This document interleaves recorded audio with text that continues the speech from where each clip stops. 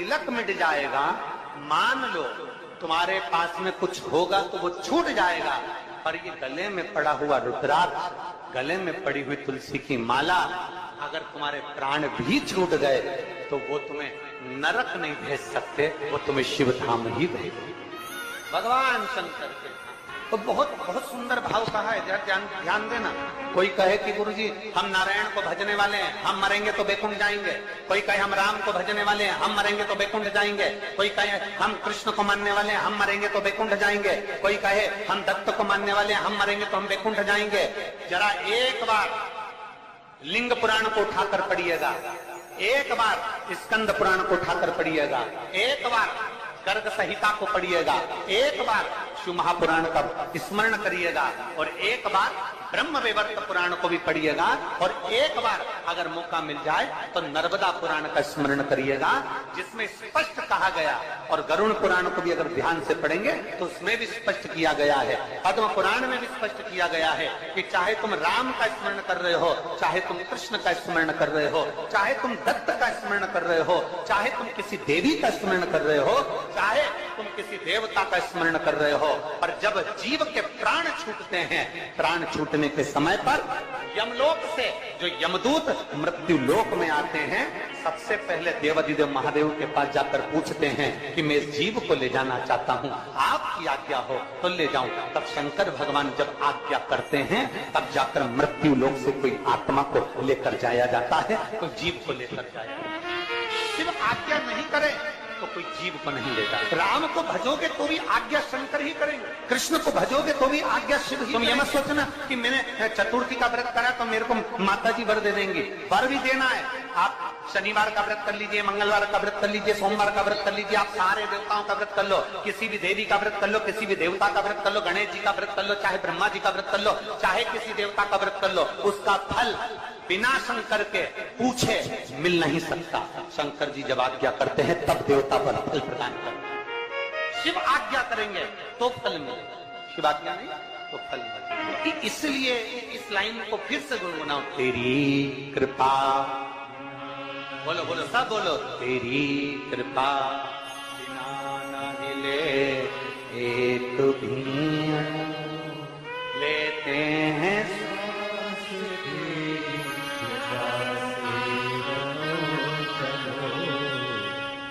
बेतवा के तट के लोग, बेतरवती के तट के लोग इतना धीमा बोलते हैं। यहाँ तो एक कहावत चलती है और तुम लोग फिर हम बोलेंगे तो कहोगे कि तुरंत दुनिया के लोग कह देंगे महाराज जी तो व्यासपीठ से बोल रही है। यहाँ तो एक कहावत चलती है, क्यों तुम क्या बेतवा के तोप हो? तो यहाँ तो कहावत चलती हो, तुम जरा जम के तो बोलो हर हर।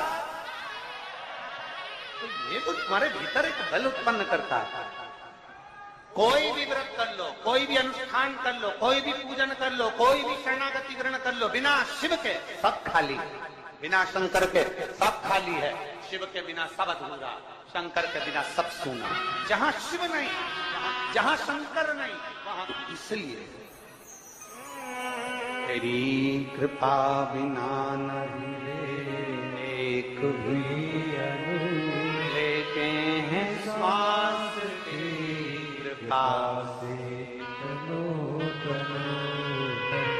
ये शिव की कृपा।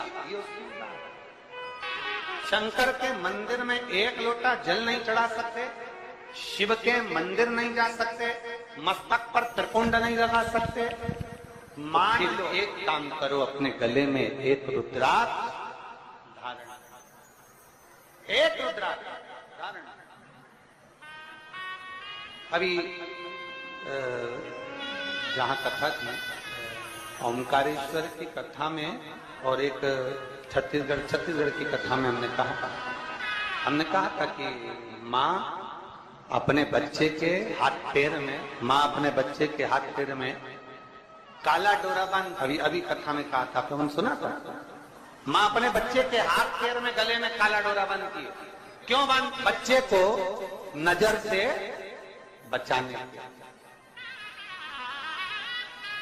फिर हमने कथा में कहा था बचपन में ये काला डोरा बांधा जाता है, और बच्चा जब बड़ा हो जाए तो बचपन में बच्चे को नजर से निवेदन है कि उसके गले में एक रुद्राक्ष, एक तुलसी की माला जरूर बांध देना। बचपन में काला डोरा नजर से बचाता है और रुद्राक्ष और तुलसी की माला हमारे बच्चे को गलत काम से बचा लेती है।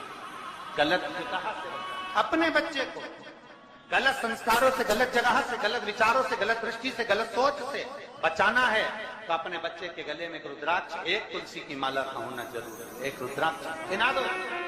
हंसे दुनिया हंसे तो, कहे दुनिया कहे, बोले दुनिया बोले।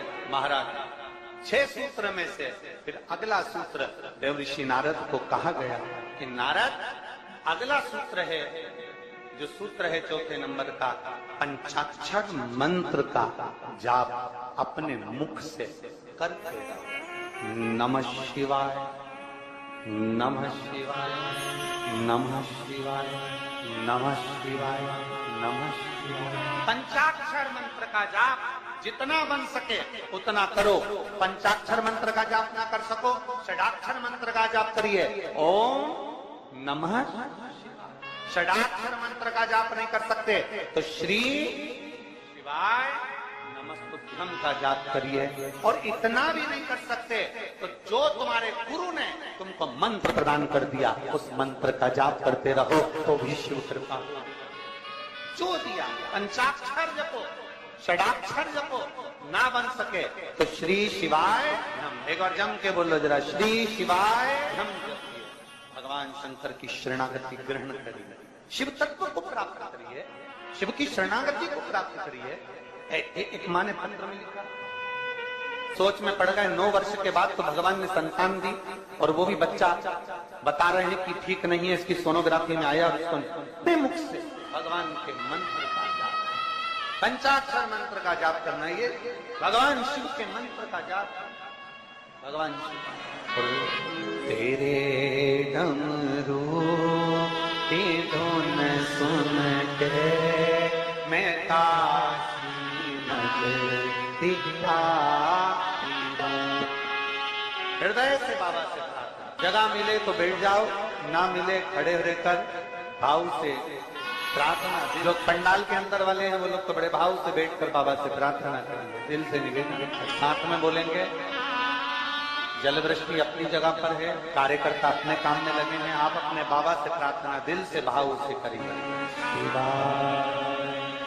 श्री शिवाय नमस्तुभ्यं, श्री शिवाय नमस्तुभ्यं, श्री शिवाय नमस्तुभ्यं, श्री शिवाय नमस्तुभ्यं, श्री शिवाय नमस्तुभ्यं।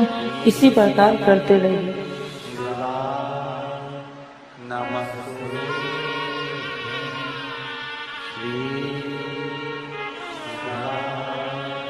नमस्ते भोला सब दुख काटो ओ भोला सब दुख काटो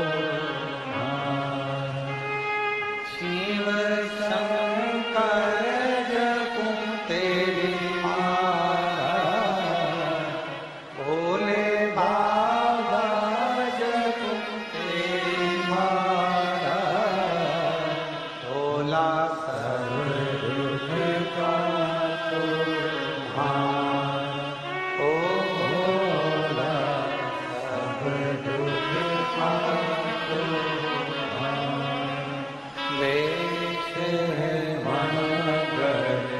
ये भी भगवान शंकर की शरणागति के बराबर है, शिव को प्राप्त करने के बाद शिव को प्राप्त।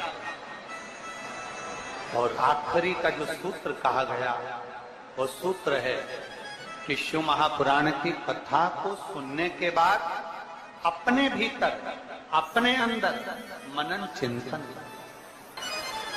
कथा का मनन चिंतन अपने भीतर। कथा को श्रवण कर लेना एक अलग विषय, कथा सुन लेना एक अलग विषय। शिव महापुराण की कथा कहती है कि जाना, कथा में पहुंच जाना, कथा में बैठ जाना, कथा में पहुंचकर विनय कर लेना ये अलग विषय है। परशु महापुराण की कथा कहती है, कथा में पहुंचने के बाद जितना बन सके उस कथा को अपने भीतर उतारना। बोल बम का नारा है, जरा जम के बोल बम का नारा है, उसको अपने भीतर उतार लेना। भगवान शंकर की अविरत भक्ति को अपने भीतर। शिव कथा का देव जी नारद, ये 6 सूत्र है और इन 6 सूत्र को अगर आप पूरा धारण नहीं कर सकते, शिव महापुराण की कथा कहती है अगर ये 6 सूत्र को आप पूर्ण रूप से अपने ऊपर धारण नहीं कर सकते तो शिव महापुराण की कथा कह रही है कि एक सूत्र अपने अंदर जरूर उतारें।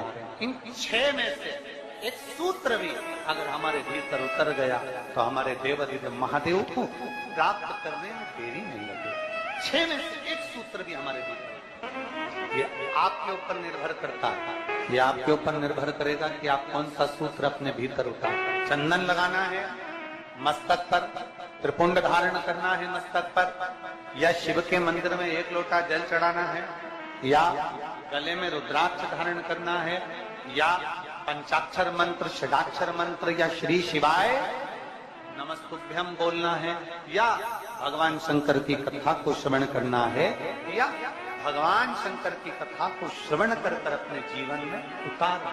ये आपके ऊपर नहीं, आपके ऊपर। 6 सूत्र में से एक सूत्र अपने भीतर उतारना। शायद देवराज नाम के ब्राह्मण का चरित्र यही कहता है, शायद देवराज नाम के ब्राह्मण का चरित्र यही कहता है कि 6 सूत्र में से देवराज नाम के ब्राह्मण ने एक सूत्र अपने अंदर उतार लिया। और वो सूत्र कौन सा था कि चोरी का धन लेकर जा रहा है, चोरी का सामान उसके साथ में है, चोरी के आभूषण उसके साथ में है, और उसने एक सूत्र अपने अंदर उतारा कि चोरी का भी धन उसके साथ था तो भी भगवान शंकर के मंदिर में जाकर, भगवान शिव के मंदिर में जाकर बैठ गया। 6 सूत्र में से एक सूत्र है शंकर की शरणागति, शंकर का द्वार, शंकर की। देवराज था ब्राह्मण, ब्राह्मण कुल में जन्म भी ले लिया, ब्राह्मण के घर में जन्म भी हो गया, ब्राह्मण तत्व से, ब्राह्मण कर्म से वंचित, ब्राह्मण कर्म से वंचित है। 2 चीजें हैं शिव महापुराण में बताई है, एक प्रेम और एक भ्रम। एक है प्रेम, दूसरा है भ्रम। प्रेम बिखरे हुए को भी जोड़ देता, और भ्रम कोई जुड़े हुए भी होते हैं तो उनको तोड़ देता। एक प्रेम और एक भ्रम। प्रेम कोई हमारा दुश्मन भी है, कोई गलत भी है, कोई बेकार भी है, तो प्रेम उसको जोड़ने का कार्य करता, प्रेम उसको संजोने का कार्य करता, प्रेम उसको जोड़ने का कार्य करता। एक प्रेम और एक भ्रम। प्रेम जोड़ रहा है और भ्रम तोड़ रहा है। प्रेम का काम है जोड़ना। कोई बिखर गया, कोई चले गया। देखियो शिव महापुराण में एक संवाद आता है, जब भगवान श्री गणेश जी महाराज ने भगवान देवाधिदेव महादेव और माता पार्वती जी की परिक्रमा करी तो प्रथम गिनती में श्री गणेश जी महाराज आ गए। प्रथम गिनती में श्री गणेश जी महाराज आए। जब प्रथम गिनती में श्री गणेश जी महाराज आए और कुछ देर बाद भगवान श्री षडानंद कार्तिकेय भ्रमण करते पहुंचे। थोड़ा ध्यान देना कथा पर, ये जल वृष्टि तो अपनी जगह चलती रहेगी पर कथा पर अपना स्मरण। प्रेम और भ्रम में अंतर देखिए जरा।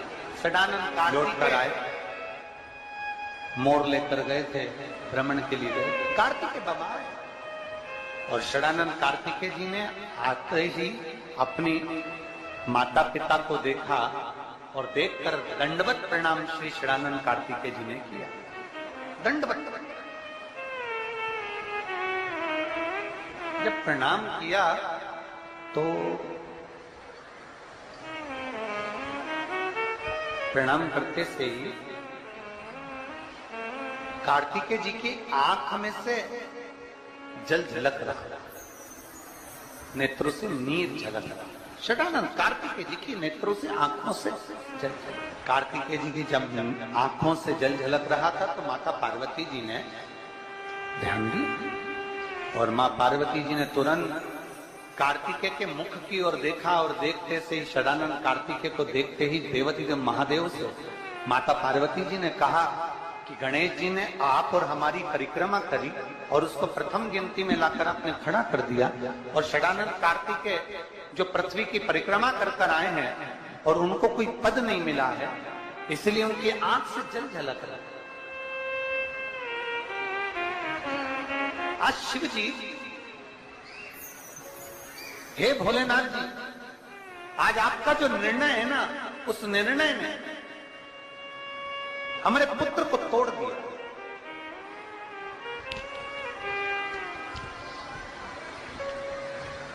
आज जो आपका निर्णय, इस निर्णय ने हमारे बेटों को तोड़ दिया। ये निर्णय श्रेष्ठ नहीं हुआ और निर्णय ब्रह्म हो गया। ब्रह्म गणेश जी आपकी और हमारी परिक्रमा कर लिए। गणेश जी ने आपकी और हमारी परिक्रमा कर ली और वो प्रथम गिनती में आ गए, और यहाँ षडानंद कार्तिकेय पूर्ण पृथ्वी की परिक्रमा कर कर आए और उनको कोई पद नहीं मिला। ये निर्णय कुछ ब्रह्म में हो गया। और पार्वती जी ने देवादिदेव महादेव से कहा, बाबा ओघड़दानी, प्रभु स्वामी, बस यही बात है कि प्रेम जोड़ता है, भ्रम तोड़ता है, और भ्रम